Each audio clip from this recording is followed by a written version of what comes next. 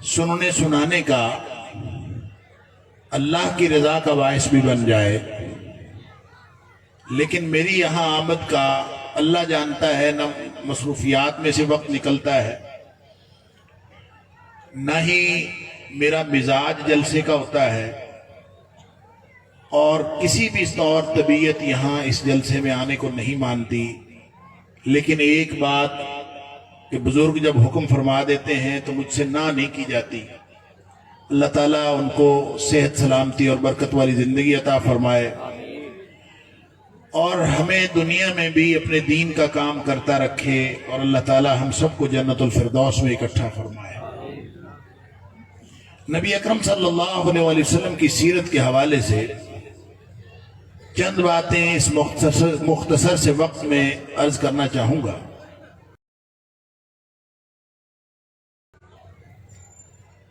کہ میں اور آپ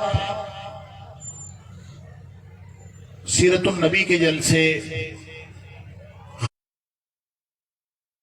خاص طور پر ربیع الاول کے اندر پورے پاکستان میں بالخصوص اور پوری دنیا میں بالعموم دیکھتے ہیں۔ کیا ربیع الاول سیرت کا مہینہ ہے؟ اور کیا سیرت کا جلسہ کر کے نبی اکرم صلی اللہ علیہ وسلم کی سیرت کا حق ادا ہو جاتا ہے؟ کیا یہی بات نبی کریم صلی اللہ علیہ وسلم اس امت کے ذمے لگا گئے تھے کہ جب ربیع الاول کا مہینہ آئے تو چند محفلیں منعقد کر لیا کرو؟ اگر محفل منعقد کرنا آپ کو بدعت لگے تو پھر سیرت کانفرنس منعقد کر لیا کرو، اور یوں ربیع الاول میں سیرت کا حق ادا کر دیا کرو۔ ہم سب پوری امت اس کام پہ لگی ہوئی ہے کہ ربیع الاول کو سیرت کا مہینہ قرار دے دیا گیا ہے۔ کیا دین یہی تقاضا کرتا ہے کہ ہم کسی ایک مہینے کو کسی ایک خاص شرعی مقصد کے لیے مقرر کر لیں؟ کیا یہ دین کا یہی تقاضا ہے؟ علماء کرام موجود ہیں، خاص طور پہ ہمارے محترم جناب شیخ الحدیث مولانا عبدالعزیز علوی صاحب موجود ہیں، اور دیگر علماء کرام۔ یہ ان کے بتانے کی باتیں ہیں۔ ہمارے ذہن میں تو، ہم طالب علموں کے ذہن میں تو سوالات ہیں، ہم تو یہ سوالات ذہن میں آتے ہیں، اپنے علماء کے سامنے رکھتے ہیں۔ کیا سیرت کا سیرت کا تقاضا یہ نہ بھی ہو تو کم از کم اس سے ایک نقصان ضرور ہوتا ہے، اس فائدے کے ساتھ کہ لوگوں کو نبی اکرم صلی اللہ علیہ وسلم کی سیرت کے ساتھ آگہی ہوتی ہے، لیکن ایک نقصان لازماً ہوتا ہے، اور وہ نقصان یہ ہے کہ لوگوں کو یہ شعور ڈیولپ ہوتا جا رہا ہے، اور لوگوں کو یہ شعور آتا جا رہا ہے کہ نبی اکرم صلی اللہ علیہ وسلم کی سیرت کا جلسہ کر لیں یا سیرت کے جلسے میں شرکت کر لیں تو نبی کریم صلی اللہ علیہ وسلم کے امتی ہونے کا حق ادا ہو جاتا ہے۔ یہ ہے وہ غلط فہمی جو نبی کریم صلی اللہ علیہ وسلم میرے اور آپ کے ذمے لگا کے نہیں گئے۔ آپ ایک بہت بڑا مشن ہمارے ذمے لگا کے گئے۔ ہمیں نبی اکرم صلی اللہ علیہ وسلم کی سیرت، آپ کی سیرت کے وہ میٹھی میٹھی سنتیں، میٹھے میٹھے باب، خوبصورت تذکرے، آپ کی ذات کا تذکرہ، زلفوں کی باتیں، نبی اکرم صلی اللہ علیہ وسلم کے چہرے اقدس کی باتیں، آپ کے دندان مبارک کی باتیں، نبی اکرم صلی اللہ علیہ وسلم کا حلیہ مبارک، یہ سب تذکرے ہمیں بہت اچھے لگتے ہیں، اور یہ تذکرے کر کے ہم سمجھتے ہیں کہ ہم نے نبی اکرم صلی اللہ علیہ وسلم کا امتی ہونے کا حق ادا کر دیا ہے۔ قطعاً یہ نہ شریعت کا تقاضا ہے، نہ یہ سیرت کا تقاضا ہے، نہ یہ نبی اکرم صلی اللہ علیہ وسلم کے امتی ہونے کا تقاضا ہے۔ امتی نبی کریم صلی اللہ علیہ وسلم کا امتی۔ اگر ہم قرآن پڑھتے ہیں اور قرآن میں سے کوئی ایک آیت منتخب کر لیں، یا 114 سورت جاتی تھی، نبی اکرم صلی اللہ علیہ وسلم کے لب مبارک ہلتے تھے، خوفناک سے خوفناک، خطرناک سے خطرناک صورتحال میں ہمارے حالات پھر سے بدل جاتے۔ لیکن یہ وہ موقع ہے کہ کئی دن کا فاقہ ہے، خندق کھود کے 1 ماہ سے زیادہ تک کا بصرہ اس کے سامنے رکاوٹ بن کے فاقے اور شدید سردی میں صحابہ کرام وہاں بیٹھے ہوئے ہیں، اور پیچھے سے پتہ چلتا ہے کہ پیچھے یہودیوں کی بستی تھی، پیچھے مسلمانوں کی بستی، مسلمانوں کی بستی کے پیچھے یہودیوں کی بستی۔ این جنگ کے دوران خبر ملی کہ یہودیوں نے بدعہدی کا اعلان کر دیا۔ ان کے ساتھ معاہدہ ہوا تھا میثاق مدینہ، اور یہ بات طے شدہ تھی کہ باہر سے کوئی بھی حملہ آور ہوگا تو ہم اکٹھے مل کے حملہ کریں۔ خندق ہوتی ہے اور پیچھے مسلمانوں کی بستی ہے، اس کے پیچھے یہودیوں کی بستی ہے، اور یہودیوں نے جب بدعہدی کا اعلان کیا تو مسلمانوں کے پاس کوئی طاقت نہیں تھی، کوئی مسلمانوں کے پاس لشکر نہیں تھا، کوئی فوج نہیں تھی، کوئی افراد نہیں تھے کہ جو جا کے پیچھے بچوں اور عورتوں کی حفاظت کر سکتے، اس لیے کہ پیچھے نبی اکرم صلی اللہ علیہ وسلم نے صرف ایک صحابی کو چھوڑا تھا، اور وہ تھے حضرت حسان بن ثابت رضی اللہ تعالی عنہ، اور یہودیوں نے ریکی کرنے کے لیے بھیجا، وہ ایک الگ اللہ نے انتظام کر دیا۔ لیکن یہاں صحابہ کرام کہتے ہیں کہ ہمیں جب معلوم ہوا کہ یہودیوں نے بدعہدی کا اعلان کیا ہے، اور یہ خوفناک صورتحال تھی جنگ کے دوران، ہم نبی کریم صلی اللہ علیہ وسلم کے پاس آئے، آ کے نبی اکرم صلی اللہ علیہ وسلم کو خبر دی کہ یہودیوں نے بدعہدی کا اعلان کر دیا، اب ہم کیا کریں؟ تو ہوتا تو یہ تھا کہ لب مبارک ہلتے تھے، کوئی ہدایت رہنمائی آتی تھی، ہمارے اسی وقت خوف ختم ہو جاتے تھے، خطرات چھٹ جاتے تھے، لیکن اس موقع پر نبی اکرم صلی اللہ علیہ وسلم نے کچھ بھی نہیں فرمایا۔ آپ خاموش رہے، اور صرف خاموش ہی نہیں رہے، صحابی کہتے ہیں کہ آپ نے اپنی چادر لی اور آپ لیٹ گئے اور اپنے اوپر چادر لے لی، خاموشی سے لیٹ گئے اور اوپر چادر، گویا کہنے کو کچھ نہیں۔ یہ وہ موقع ہے کہ صحابہ کہتے ہیں ہم نے نبی اکرم صلی اللہ علیہ وسلم کی خاموشی دیکھی، ہماری آنکھیں پتھرا گئیں، ہمارے کلیجے منہ کو آنے لگے کہ اب پتہ نہیں کیا ہوگا، ہمارے بیوی بچوں کے ساتھ کیا ہوگا، ہمارے ساتھ کیا ہوگا۔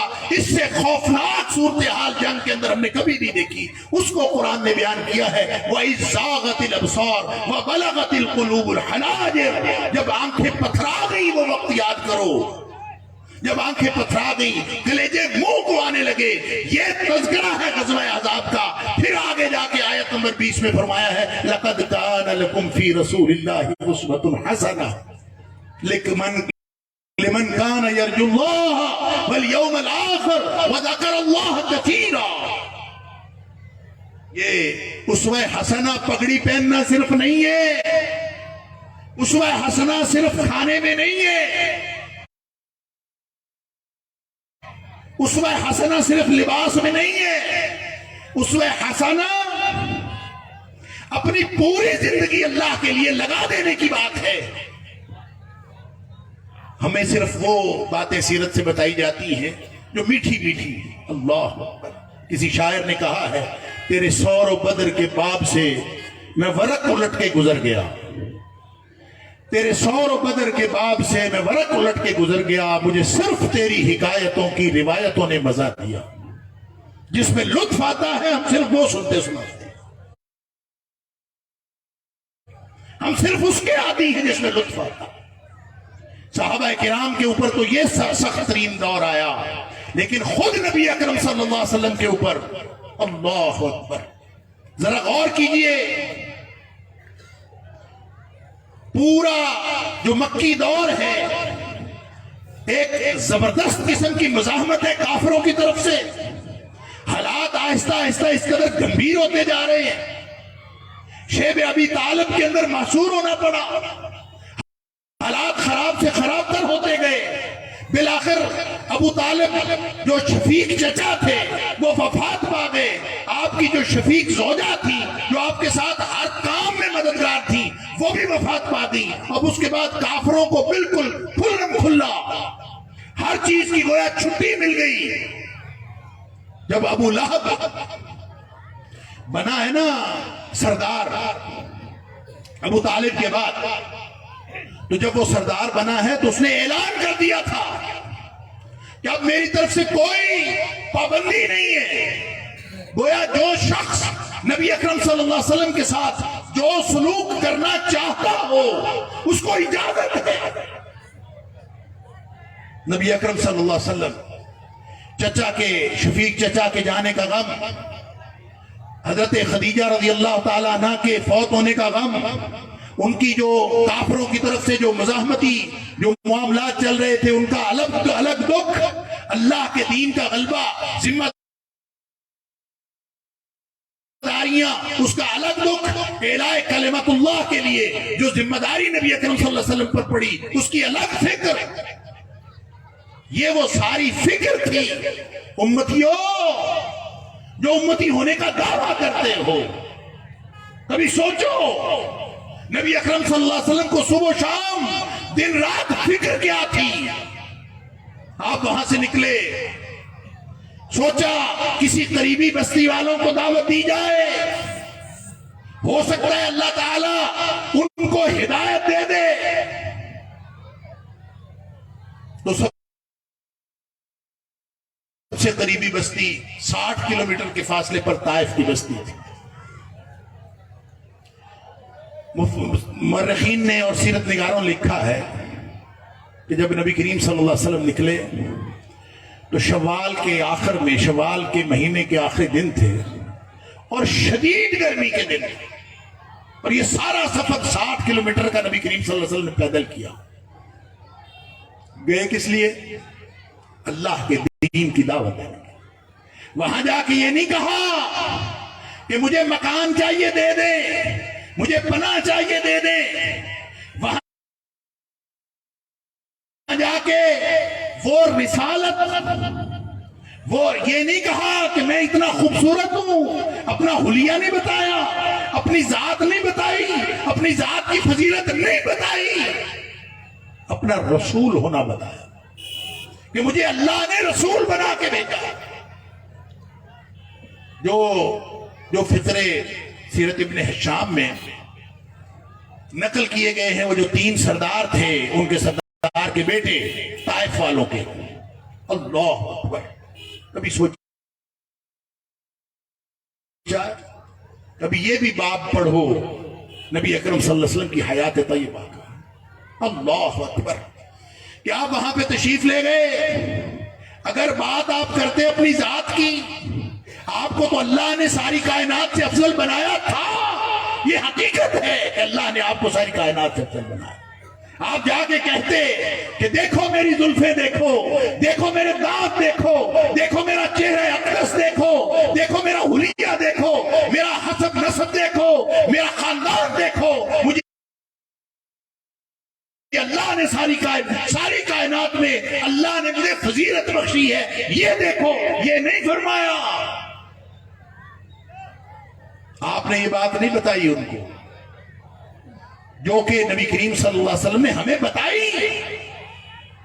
آپ کو معلوم ہے نا کہ نبی کریم صلی اللہ علیہ وسلم، بہت ساری احادیث ہیں جس میں نبی اکرم صلی اللہ علیہ وسلم نے خود اپنے بارے میں فرمایا کہ اللہ نے جو میری رسالت ہے، سید و ولد آدم بھی مجھے بنایا، اللہ نے اولاد آدم میں سب کا سردار مجھے بنایا.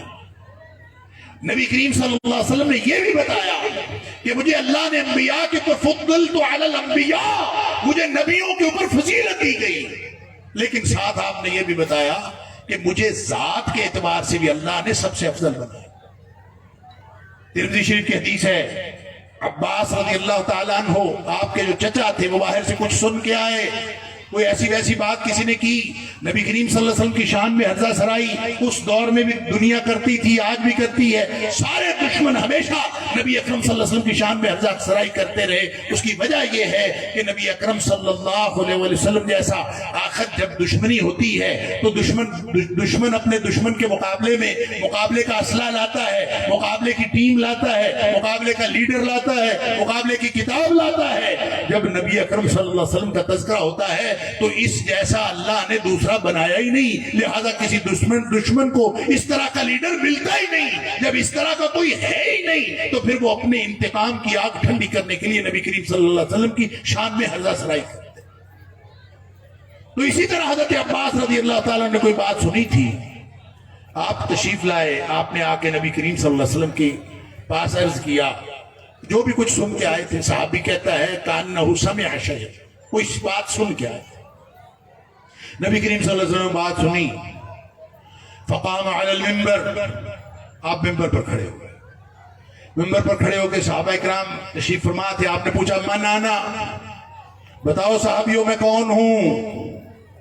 صحابہ نے کہا انت رسول اللہ صلی اللہ علیہ وسلم، آپ اللہ کے رسول ہیں صلی اللہ علیہ وآلہ وسلم۔ لیکن اس موقع پر ذات نبی زیر بحث تھی، رسالت نبوی زیر بحث نہیں تھی۔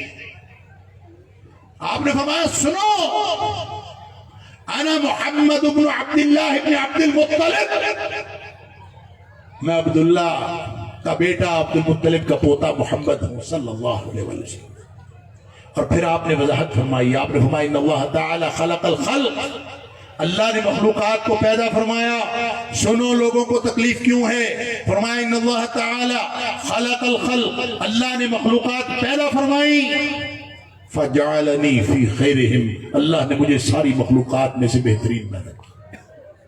ثم جعلهم فرقتين، پھر ان مخلوقات کے دو حصے بنا دیے، فجعلنی فی خیرہم فرقتا، مجھے اس گروہ میں بنایا، اس حصے میں رکھا جو کائنات کا بہترین حصہ تھا۔ ثم جعلهم قبائلا، پھر لوگوں کے قبیلے بنائے، مجھے اس قبیلے میں رکھا، فجعلنی فی خیرہم قبیلتا، مجھے اس قبیلے میں رکھا جو کائنات کا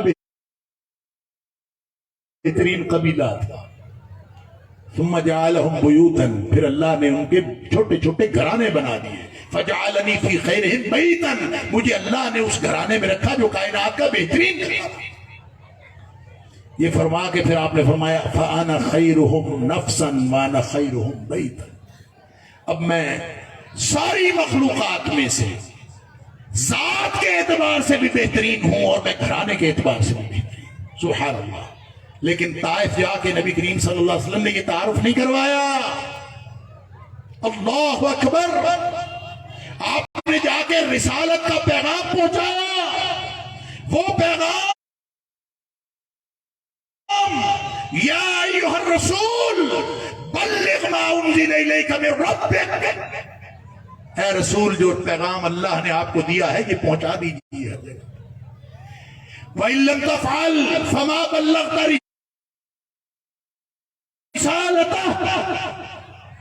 اگر آپ نے یہ پیغام نہ پہنچایا تو باقی ساری باتیں کرتے رہو ساری زندگی، اس کا کوئی فائدہ نہیں ہے۔ نبی اکرم صلی اللہ علیہ وسلم نے جا کے پیغام پہنچایا، مجھے اللہ نے رسول بنا کے بھیجا ہے۔ اللہ، تو پتہ انہوں نے کیا کہا؟ سرور کائنات کو اللہ کے بعد کائنات کی سب سے بزرگ ہستی اللہ، انہوں نے کیا بکواس تھی جو نہیں کی، ہر طرح کی بکواس کی۔ وہ ایک کہتا ہے وَهُوَ يَمْرُطُ ثِيَابَ الْقَعْبَةِ، اللہ اکبر، ان کان اللہ یرسل، اگر اللہ نے تجھے رسول بنا کے بھیجا ہو، اگر تو واقعی اللہ کا رسول ہو، یہ کیسے ہو سکتا ہے؟ تو میں کعبے کا غلاف پھاڑوں، گویا اس نے کہا کہ یہ ناممکن بات ہے، جیسے کسی کعبے کی عزت کرنے والے کے لیے یہ ناممکن ہے تو کعبے کا غلاف جا کے پھاڑ دے، اسی طرح اس نے کہا کہ آپ کا رسول ہونا ناممکن ہے۔ اللہ، نبی اکرم صلی اللہ علیہ وسلم سامنے کھڑے ہیں، وہ کہتا ہے کیسے ہو سکتا ہے کہ آپ اللہ کے رسول؟ اللہ، دوسرا بکواس کرتا ہے ما وجد اللہ احدا ان یرسلہ غیرک، اللہ کو کوئی اور بندہ نہیں ملا تیرے علاوہ رسول بنانے کے لیے۔ انا للہ و انا الیہ، ذرا غور کیجئے، یہ امتیوں اللہ کے دین کے لیے کبھی ہمیں کوئی ہوئی ہو، ہمارے ہماری کبھی انسلٹ ہوئی ہو، ہمیں کبھی بے عزتی محسوس ہوئی ہو، کبھی سنا ہے کہ سرور کائنات اللہ کے بعد اس کائنات کی سب سے بزرگ ہوئی ہستی اللہ کے دین کے لیے کیا فکریں سن رہی ہے؟ ما وجد اللہ اما وجد اللہ احدن غیرک ایو صلہو، کہ کہیں اللہ کو کوئی اور بندہ ہی نہیں ملا تیرے علاوہ کہ جس کو رسول بنا کے بھیجتا تو رسول بن گیا۔ اللہ۔ اور تیسرا بکواس کرتا ہے ما ينبغي لي ان اكلمك، میرے تو لیول کا ہی نہیں ہے، نعوذ باللہ من ذالک۔ وہ کہتا ہے میں تو تیرے ساتھ بات کرنے کا روادار نہیں۔ نبی کریم صلی اللہ علیہ وسلم نے یہ بھی سنا۔ اندازہ تو کیجئے ذرا، اپنی بستی سے نکلے، وہاں پہنچے، غریب الوطن، عربی میں مسافر کو پتہ کیا کہتے ہیں؟ غریب الوطن، غریب جس کا وطن نہ ہو، اور جو اپنے وطن سے باہر ہوتا ہے نا وہ تو ویسے ہی بڑا دل گرفتہ ہوتا ہے۔ اور پھر نبی کریم صلی اللہ علیہ وسلم کو جو انہوں نے سلوک کیا، پھر جب چل پڑے تو پیچھے بستی کے لونڈے لگا دیے، نبی اکرم صلی اللہ علیہ وسلم کو پتھر مارے گئے۔ اب اندازہ تو کیجئے، کبھی یہ سنا ہے کہ یہ بھی سیرت ہے؟ کبھی سیرت کے جلسوں میں یہ بیان بھی سنا ہے؟ تیرے سور و بدر کے باب سے میں ورق الٹ کے گزر گیا، مجھے صرف تیری حکایتوں کی روایتوں نے مزہ دیا، میٹھی میٹھی سنتیں، میٹھی میٹھی سیرت۔ اللہ کے رسول صلی اللہ علیہ وسلم اللہ کا دین اس دنیا پر غالب کرنے کے لیے تشریف لائے، لہذا اس راہ میں جو بھی آیا، جو بھی حالات ہوئے، آپ نے قبول فرمائے، آپ نے اس کو برداشت کیا۔ یہ ہے سنت نبی کریم صلی اللہ علیہ وسلم۔ کبھی سوچا؟ اور یہ کہنے کے بعد، یہ سننے کے بعد جب واپس تشریف لے آئے ہیں، مورخین نے لکھا ہے، سیرت نگاروں نے 5 کلومیٹر دور باغ ہے وہ بنو ربیعہ کا باغ، جس میں آ کے نبی کریم صلی اللہ علیہ وسلم نے پناہ لی۔ کیا مطلب؟ وہ جو طائف کے لوگ تھے، وہاں کے جو لونڈے تھے، انہوں نے 5 کلومیٹر تک نبی کریم صلی اللہ علیہ وسلم کا پیچھے کیا۔ اندازہ تو کیجئے، اللہ اکبر، نبی کریم صلی اللہ علیہ وسلم۔ لیکن آپ کی زبان اقدس پہ کیا ہے؟ آپ پھر بھی یہی کہتے ہیں اللہم اہد بنی ثقیف، اللہ بنو ثقیف کو ہدایت دے دے۔ یہ جو طائف والے ہیں یہ نہیں سمجھتے، اللہ تو ان کو ہدایت دے دے۔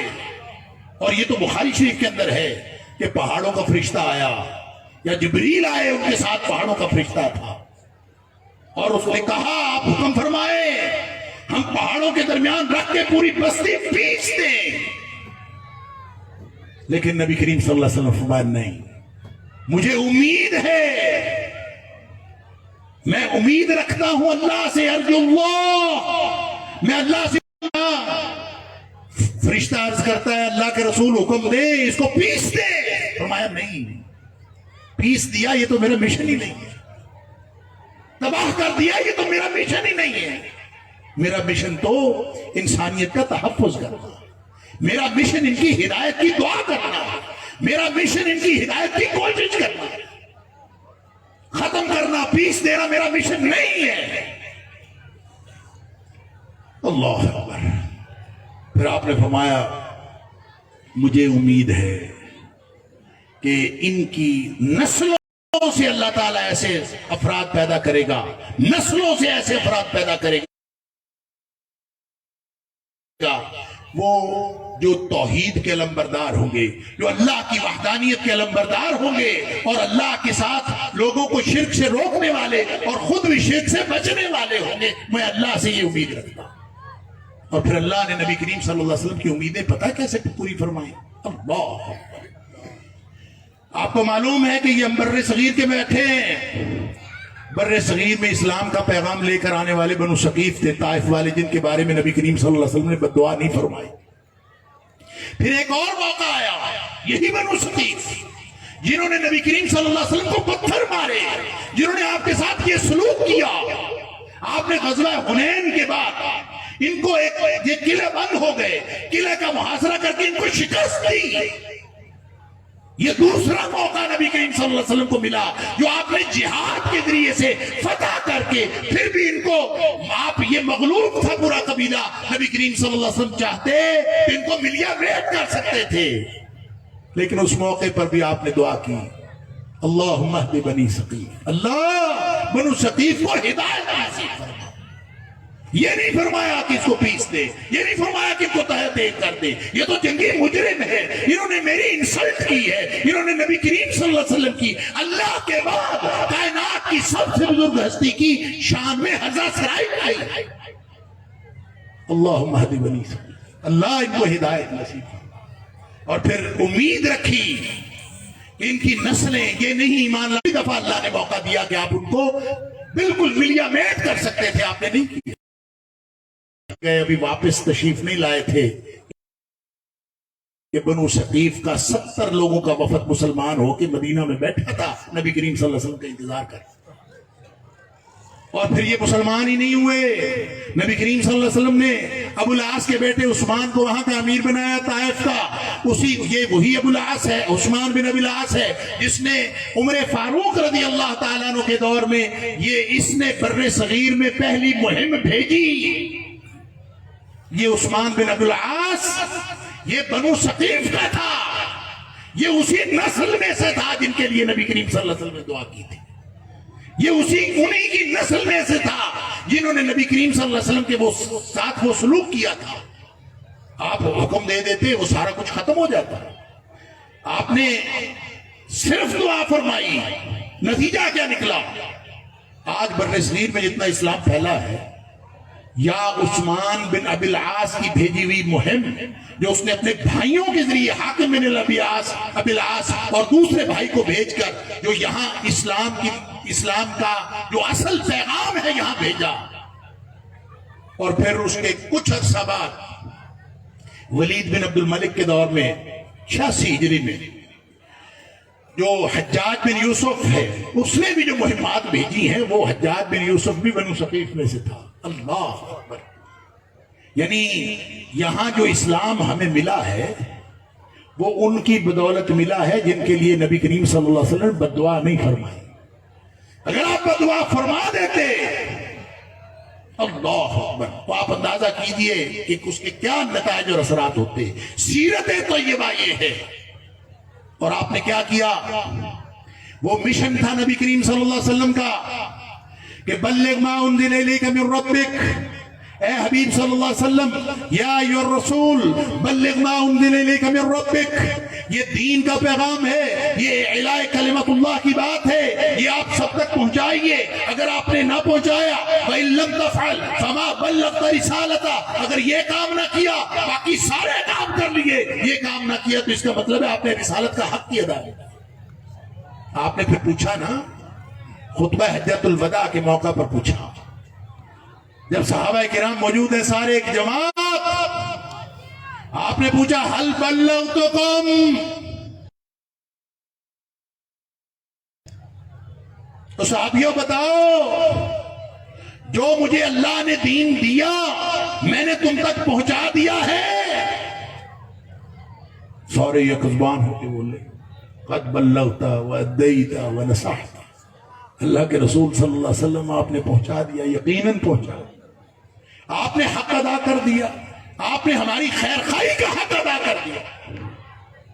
پھر اللہ سے گواہی دی، اللہم اشہد اللہم اشہد اللہم اشہد، اللہ تو بھی گواہ ہو جا کہ میں نے پہنچا دیا۔ پہنچانے کے بعد امتیوں پھر ہماری ڈیوٹی لگائی، میری اور آپ کی۔ ہم اگر امتی ہیں تو جاتے ہوئے نبی اکرم صلی اللہ علیہ وسلم ڈیوٹی لگا کے گئے ہیں، فرمایا فَلْيُبَلِّغِ الشَّاهِدُ الْغَائِبَ، کہ آج جو موجود ہے نا یہ دین لیں اور ان لوگوں تک پہنچائیں جو موجود نہیں۔ نبی اکرم صلی اللہ علیہ وسلم اپنی پوری حیات طیبہ، صحابہ کرام نے اپنی پوری زندگیاں وہ ساری اس دین کے لیے لگائی ہیں۔ کیا ہماری زندگیاں اللہ کے دین کے لیے لگی ہیں؟ اگر لگی ہیں تو آپ کو مبارک ہو، ہم سب امتی ہیں انشاءاللہ۔ اگر نہیں تو پھر آج اگر زندگی باقی ہے تو ہمارے پاس مہلت باقی ہے. آج ہم سوچ لیں کہ اگر ہم امتی بننا ہے، دیکھیں امتی بن جائیں یہ تو اعزاز ہی بہت بڑا ہے، لیکن شرط ہے کہ امتی بن جائیں. امتی کون ہوتا ہے؟ یعنی امتی ہونے کا مطلب یہ ہے، خود نبی کریم صلی اللہ علیہ وسلم بتایا کل امتی یدخلون الجنہ، میرا ہر امتی جنتی ہے. یہ اتنا بڑا اعزاز ہے کہ امتی ہوا تو جنتی ہوا. یہ کوئی چھوٹا اعزاز ہے نبی کریم صلی اللہ علیہ وسلم. لیکن امتی ہوتا کون ہے؟ آپ کی سیرت کے جلسے کرنے والا، آپ کی محفلیں پڑھنے والا، آپ کی زلفوں کے تذکرے کرنے والا، آپ کے دندان مبارک اور حلیہ مبارک کا ذکر کرنے والا، آپ کی سیرت کے باب آپ کو سنا دینے والا، کیا وہ امتی ہوتا ہے یا کتابیں لکھنے والا؟ نہیں. امتی کون ہے؟ فرمایا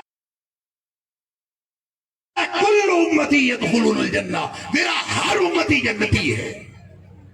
الا من ابا، جو خود انکار کر دے، یا امتی ہونے سے انکار کر دے یا جنتی ہونے سے انکار کر دے، بات تو ایک ہی ہے، کیونکہ امتی ہے تو جنتی ہے. میں ابا یا رسول اللہ صلی اللہ علیہ وسلم، اللہ کے رسول بھلا کون انکار کرتا ہے امتی ہونے سے؟ اللہ اکبر. کوئی نماز نہ پڑھے، ساری زندگی دین کی کوئی رمق نہ ہو، پوچھو کون ہو؟ نبی کریم صلی اللہ علیہ وسلم امتی. معاشرت غیروں والی، معیشت غیروں والی، زندگی غیروں والی، شکل غیروں والی، پوچھو کون ہو؟ امتی. تو کون انکار کرتا ہے بھلا؟ میں ابا یا رسول اللہ صلی اللہ علیہ وسلم. بھلا امتی ہونے سے کون انکار کرتا ہے؟ جس سے پوچھو وہی امتی. اللہ فرمایا سنو، ڈیفینیشن سن لو اور پلے باندھ لو قیامت تک کے لیے. فرمایا امتی کی ڈیفینیشن سادہ سی ہے، من اطاعنی فدخل الجنہ، جس نے بات میری مانی، حکم میرا مانا، فدخل الجنہ، وہ جنت میں چلا گیا، وہ میرا امتی ہے. ومن عصانی، جس نے میری بات نہیں مانی، وہ جو مرضی کرتا پھرے، وہ میرا امتی نہیں ہے. فقد ابا، اس نے تو امتی ہونے سے انکار کر دیا ہے، جنت میں جانے سے. اللہ تعالیٰ مجھے اور آپ کو، ہم سب کو سچا امتی بنائے، نبی کریم صلی اللہ علیہ وسلم کی پوری سیرت پر عمل کرنے والا بنائے، اللہ کے دین کا داعی بنائے. اور نبی کریم صلی اللہ علیہ وسلم ہم امتیوں کے ذمے جو ذمہ داری لگا کے گئے ہیں، اللہ تعالیٰ ہم سب کو وہ ذمہ داری ادا کرنے والا بنائے. وآخر دعوانا الحمدللہ.